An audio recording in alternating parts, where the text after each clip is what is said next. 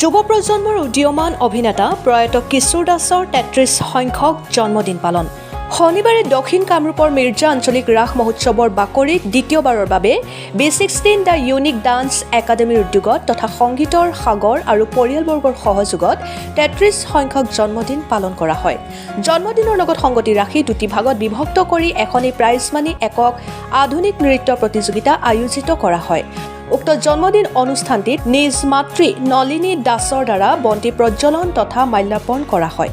উক্ত জন্মদিন অনুষ্ঠানটিত বিশেষভাৱে উপস্থিত থাকে কিশোৰ দাসৰ মাতৃ নলিনী দাস, মাহেকী আলোচনী অনুপমা অঞ্জলিৰ মুখ্য সম্পাদক শেৱালী দাস কলিতা, ৰামাকাগ্ৰ, ৰিকি কৌশিক, পলাশবাৰী সমষ্টিৰ বিধায়ক হেমাংগ ঠাকুৰীয়া, মিৰ্জা আঞ্চলিক ৰাস সমিতিৰ সভাপতি সম্পাদক প্ৰমুখ্যকে কৰি ভালেমান গণ্যমান্য ব্যক্তিৰ লগতে ৰাস দৰ্শনাৰ্থী ভক্তপ্ৰাণ ৰাইজ উপস্থিত থাকে।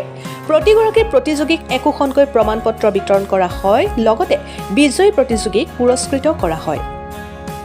Bureau report, Arunoday Assam.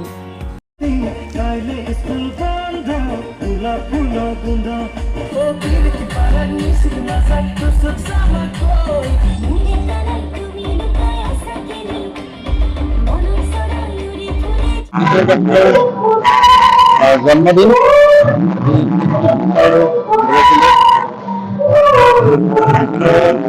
যিটো আমি হেৰুৱালো আমি জীয়াই ৰাখিব লাগিব। আমি দিনটো মিৰ্জা ৰাস মহোৎসৱৰ বাকৰি দিন উঠা আমি লগতে সংগীতৰ সমাজত আৰু পৰিয়ালবৰ্গৰ সহযোগত এখনি অসমীয়া গীতৰ আধাৰত আধুনিক প্ৰতিযোগিতা আমি আয়োজন কৰিছোঁ আৰু ক শাখা আৰু খ শাখা দুটা শাখাতে আমি আয়োজন কৰিছোঁ আৰু এতিয়া আমাৰ চলি আছে ইয়াতে আমি পলাশবাৰীৰ পৰা আমাৰ গ্ৰুপটো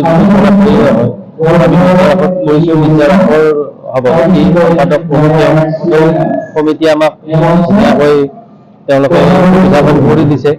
সুন্দৰকৈ আমি অনুষ্ঠানখন চলাই আছোঁ আৰু লগতে মিৰ্জা ৰাস মহোৎসৱ সমিতিকো বহুত ধন্যবাদ জনাইছোঁ এই চবতে।